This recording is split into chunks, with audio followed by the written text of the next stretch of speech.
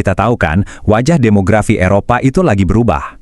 Nah, hari ini kita mau lihat data di balik salah satu perubahan terbesar itu, populasi Muslim di benua Eropa. Kita akan hitung mundur 10 negara teratas, dan dari situ kita bakal nemuin dua cerita yang sangat berbeda yang membentuk masa depan Eropa. Oke, kita mulai langsung ya dengan satu angka yang wow, gede banget, 58,2 juta. Menurut Pew Forum, ini adalah proyeksi populasi Muslim di Eropa pada tahun 2030 nanti. Angka ini setara dengan 8% dari seluruh populasi Eropa loh. Dan pendorong utamanya? Ternyata migrasi. Sekarang, yuk kita bedah lebih dalam. Di mana aja sih populasi ini terkonsentrasi? Angka-angka ini tuh bukan sekedar angka, tapi menceritakan sebuah kisah. Kisah tentang benua yang terus bergerak, berubah, di mana demografinya terus bergeser dan berkembang. Oke, kita mulai analisisnya. Kita mulai hitung mundurnya dari nomor 10 ya. Sambil kita jalanin daftarnya, coba deh perhatikan baik-baik. Soalnya ada pola yang menarik banget yang bakal kelihatan. Oke, yang pertama-tama kita punya trio dari Eropa Barat. Di nomor 10 ada Belanda dengan 1,3 juta, terus ada Spanyol di nomor 9 dengan 1,8 juta, dan Italia di nomor 8 dengan 3,1 juta. Nah, yang menarik, mereka semua ini ceritanya mirip-mirip. Pertumbuhannya itu didorong imigrasi modern, terutama dari Afrika Utara dan Asia Selatan. Tapi, jangan kira ceritanya cuma itu aja. Sejarah Islam di Eropa itu jauh lebih rumit dan berlapis dari itu. Malah ceritanya bisa beda banget di bagian lain benua ini. Dan ini langsung membawa kita ke nomor 7, sebuah negara di jantung semenanjung Balkan, Bosnia and Herzegovina. Nah, di sini nih ceritanya langsung beda total. Diperkirakan nanti tahun 2030, hampir 43% populasi Bosnia itu Muslim.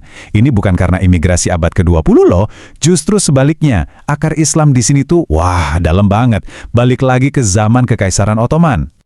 Kita masih di Balkan ya. Untuk nomor 6 di daftar kita, Kosovo. Kalau di Kosovo, ceritanya lebih jelas lagi. Proyeksinya 93,5% populasinya bakal Muslim. Gila kan? Ini bener-bener negasin lagi narasi soal akar sejarah yang dalam, yang beda banget sama yang kita lihat di Eropa Barat tadi. Oke, sekarang kita masuk ke 5 besar. Ini dia para raksasanya.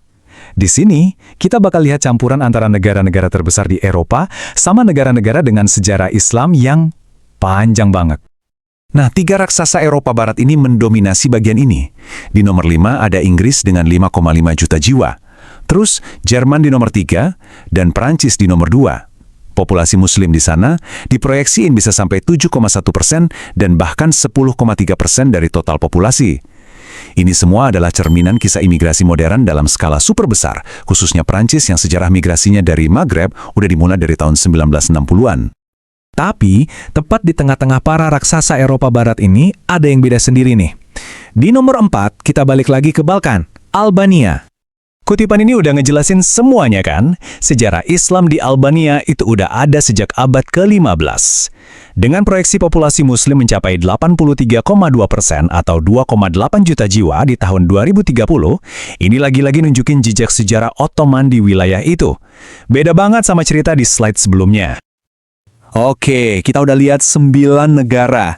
Pertanyaan besarnya sekarang, negara mana yang ada di posisi puncak? Nomor 1? Coba tebak deh, jawabannya mungkin di luar dugaan kalian. Dan sekarang, kita sampai di puncak hitung mundur kita. Siap-siap, karena nomor 1 ini benar-benar kejutan. Jawabannya adalah Rusia. Dan angkanya luar biasa. Di tahun 2030, populasi Muslim Rusia diproyeksikan mencapai 18,6 juta jiwa. Ini jelas menjadikannya yang terbesar di Eropa, dengan selisih yang jauh banget. Konteks Rusia ini unik banget loh. Dulu, di bawah Uni Soviet, Islam itu ditekan. Tapi setelah tahun 1991, kebebasan beragama dijamin. Dan sekarang, Islam diakui sebagai salah satu agama tradisional Rusia. Ini perjalanan yang luar biasa, dari yang tadinya ditindas sampai akhirnya diakui. Jadi, setelah lihat semua data ini, apa sih kesimpulannya? Intinya simple, ada 2 cerita tentang Islam yang berjalan beriringan di satu Eropa. Di satu sisi, kita punya Eropa Barat, yang ceritanya adalah tentang migrasi di abad 20 dan 21. Di sisi lain, ada Eropa Timur dan Balkan, yang ceritanya tentang akar sejarah yang dalam, yang usianya udah berabad-abad, dan seringkali nyambung ke Kekaisaran Ottoman.